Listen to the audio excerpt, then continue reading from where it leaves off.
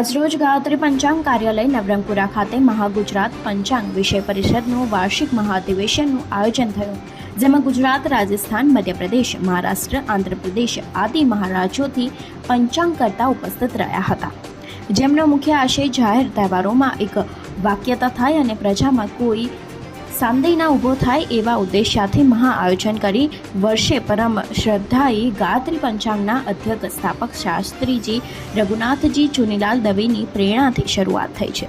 તહેવારોનો નિર્ણય જ્યોતિચાર્યોના કરી શકે, કેમ કે આ વિષય પંચાંગકર્તાઓનો છે। देखिए, इस वर्ष पूर्णिमा प्रदोष व्यापिनी चतुर्दशी को कर रही है, तो चतुर्दशी के दिन ही पूर्णिमा में होलिका का दहन होगा और वो भी प्रदोष व्यापिनी में होगा, प्रदोष काल में होगा।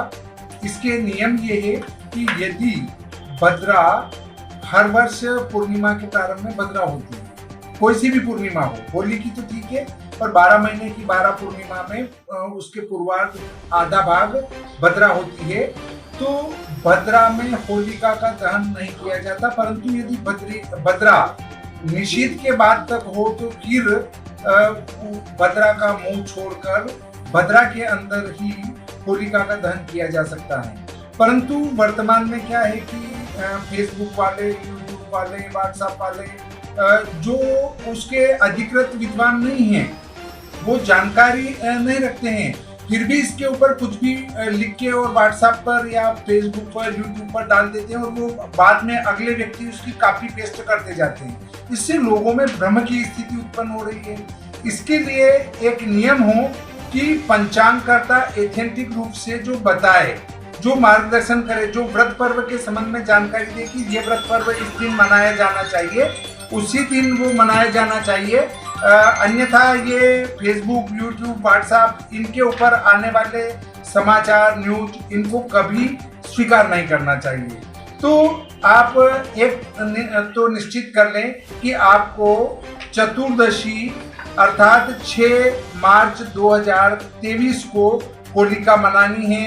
परंतु जो पूर्वी भारत है, सुदूर पूर्वी भारत, जैसे लखनऊ से पूर्व का जो क्षेत्र पड़ता है, उधर 7 तारीख को प्रदोष व्यापिनी पूर्णिमा आने से होलिका दहन वहाँ 7 को होगा। बाकी पूरे भारत में उत्तर से दक्षिण, मध्य और पश्चिम भारत में 6 मार्च को ही होलिका का दहन होगा। देखिए, धर्म शास्त्रों के अनुसार फाल्गुन शुक्ला प्रदोष व्यापिनी भद्रा रहित पूर्णिमा में होलिका दहन होता है। वो 6 मार्च सोमवार को जो पश्चिमी प्रदेश है वहाँ पर ये पर्व मनाया जाएगा, क्योंकि यहाँ पर ये पूर्ण योग बन रहा है। और 7 मार्च को जहाँ पर 6:10 के पूर्व जहाँ सूर्यास्त होगा, वहाँ पर प्रदोष व्यापिनी पूर्णिमा व्याप्त रहेगी। तो वो जो पूर्वोत्तर प्रदेश है वहाँ पर 7 मार्च को मनाई जाएगी, लेकिन राजस्थान, गुजरात, मध्य प्रदेश या अन्य आसपास के जो प्रांत है यहाँ पर 6 मार्च सोमवार को गोधनी प्रदोष वेला में सायं 6:38 से 9:06 के मध्य में शुभ मुहूर्त रहेगा। और यही शास्त्र निर्णय लेते हैं, और यही पंचांगकर्ता बंधु है जो पिछले साल 1 साल पहले ही ये निर्णय दे चुके थे। लेकिन कुछ व्हाट्सएप ये जो है वो अपना विद्वत्ता बताने के लिए लोगों को भ्रमित कर रहे हैं। तो मैं आम जन से आग्रह करता हूँ कि वो ऐसे भ्रम में न पड़े और धर्मशास्त्र और पंचांगों की बात मान करके और 6 मार्च सोमवार को सायं गोधनी प्रदोष वेला में होलिका दहन करें। अलग अलग प्रदेशों में अलग अलग जो भ्रांतियां उत्पन्न हुई है, वास्तविकता यह है कि जब भी कोई व्रत अथवा त्योहार होता है उसका निर्णय पंचांगकर्ता एक रूप से करते हैं। ज्योतिषी अलग है और पंचांगकर्ता सिद्धांत और गणित के आधार पर व्रत पर्व का निर्णय करते हैं। 1 वर्ष की पूरी मेहनत के बाद में किसी भी व्रत और पर्व का पूरा निर्णय होता है। इसलिए जो भी ज्योतिषी है या आम जन है, उनको पंचांग की ही बात को मानना चाहिए। और संपूर्ण भारत में, केवल पूर्वी भारत को छोड़ करके संपूर्ण भारत में 6 तारीख को प्रदोष वेला में ही होली मान्य है। ये संपूर्ण पंचांगकर्ताओं का एक मत है। इसलिए आम जन को भ्रमित होने की आवश्यकता नहीं है। और साथ साथ जो पंचांग को देख करके अथवा तो जो ज्योतिष सेवा कर रहे हैं, उन ज्योतिषियों से भी निवेदन करता हूँ कि आपको अपने अपने क्षेत्रीय पंचांग को ही फॉलो करना चाहिए और उसके आधार पर ही निर्णय देना चाहिए। मनगढ़ंत निर्णय न देवे ज्योतिषी का कार्य जनता को मार्गदर्शन करना है, भ्रमित करना नहीं है। हर व्रत पर्व पर ज्योतिषी पंचांग के अलावा जो अपना मत देते हैं उससे जनता भ्रमित होती है। मेरा निवेदन है, साथ ही सरकार से भी यह निवेदन है कि पंचांगकर्ताओं के द्वारा दिए गए निर्णय को मान्य करें, क्योंकि हर व्रत पर्व का कोई न कोई एक परिणाम होता है। इस प्रकार अगर प्रतिपदा में इस बार अगर 7 तारीख को होलिका दहन होता है तो उससे राज्य भंग और सरकारों पर भी किसी प्रकार के अन्य प्रकार के जो अनहोनी की आशंका रहती है, जनता में भी अनहोनी की आशंका रहती है।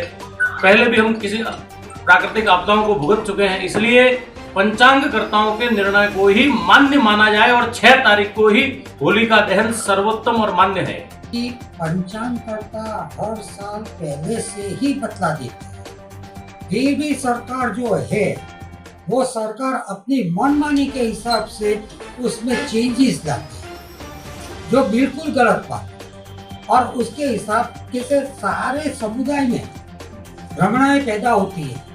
वो कितनी भी बार तुम बता दो कि भाई ये गलत निर्णय है, लेकिन उन लोगों में कोई परिवर्तन नहीं आ रहा है, ये सदियों से नहीं आ रहा। मैं इतना बोल। और दूसरी बात कि यही साल जो होलिका दहन है हर पंचांग में 14 को बतलाया गया है, पूर्णिमा 14 को बैठती है, तो उसके हिसाब से जो होलिका दहन है वो 14 को ही है, दूसरे दिन नहीं है।